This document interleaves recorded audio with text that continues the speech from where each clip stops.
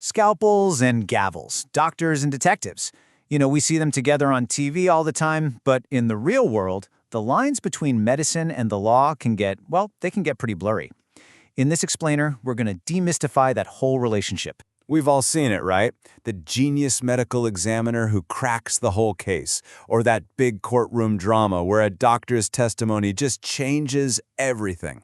But what's the real story behind all those pop culture moments? How does it actually work when medicine meets the law?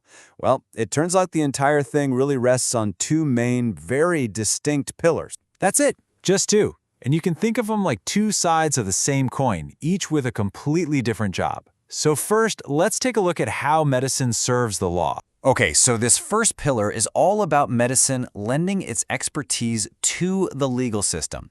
This is where medical science becomes this really powerful tool for finding the truth and hopefully delivering justice. The official name for this is forensic medicine. And the single most important word in that whole definition is aid. The entire point here is for medical science to help legal authorities, we're talking police, the courts, to make sense of the evidence. And this is used in a huge range of cases.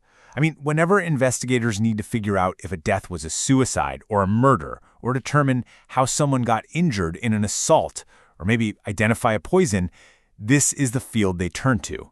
Forensic medicine is right there on the front lines of an investigation. So, if you want the absolute simplest way to remember it, think of it like this.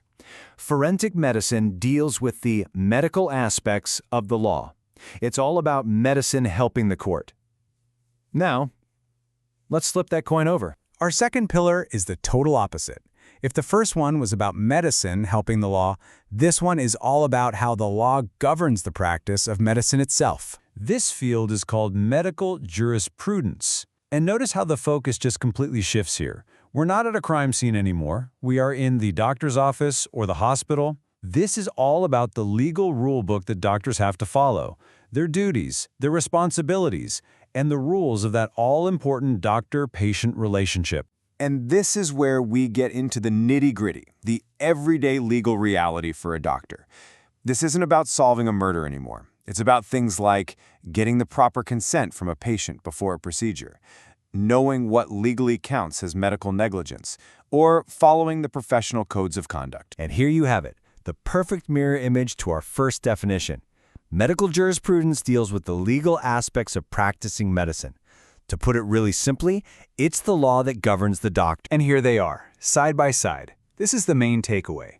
On one side, you've got forensic medicine, the medical side of the law. It's medicine helping the court. And on the other, medical jurisprudence, the legal side of medicine. It's the law governing the doctor. One looks outward to help solve crimes, the other looks inward to regulate the profession itself. Of course, it's never quite that black and white, is it? So beyond those two main pillars, there are a few other concepts that are really closely related, and they add some important detail to the whole picture. First up, forensic pathology. Now, this is actually a subspecialty of forensic medicine. When you picture that medical examiner on TV performing an autopsy to figure out how someone died, that is the work of a forensic pathologist. They are the absolute experts in reading the story that a body tells about violence or an unnatural death. Okay, and here are two other terms that get confused all the time: medical ethics and medical etiquette. Honestly, the easiest way to think about it is morals versus manners. Medical ethics are the big, heavy moral principles, the shoulds and should-nots that guide a doctor's work. But medical etiquette, that's more about the conventional laws of courtesy. It's basically professional manners for how doctors should act around each other. Here's a perfect practical example of that etiquette in action. A doctor really shouldn't criticize another doctor's professional ability in front of a patient. Now, that's not a formal law you can get arrested for, but it is a self-imposed duty. It's a courtesy that's meant to uphold the integrity of the whole profession. So we've got all these different pieces: forensic science, jurisprudence, ethics, etiquette, but where does it all actually converge? Well, it all comes together in the courtroom, where doctors' knowledge suddenly carries this immense, real-world responsibility. You can pretty much see this classic pipeline in action. It all starts with some kind of incident. Then, the police ask for medical help.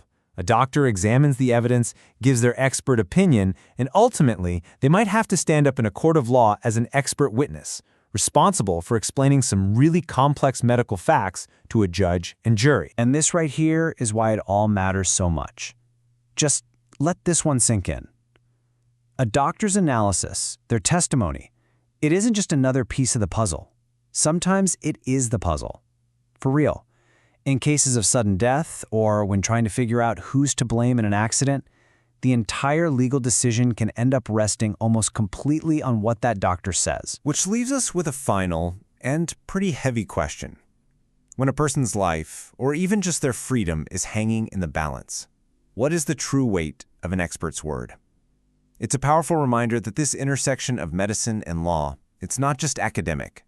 It's a place where science has direct and often life-altering consequences.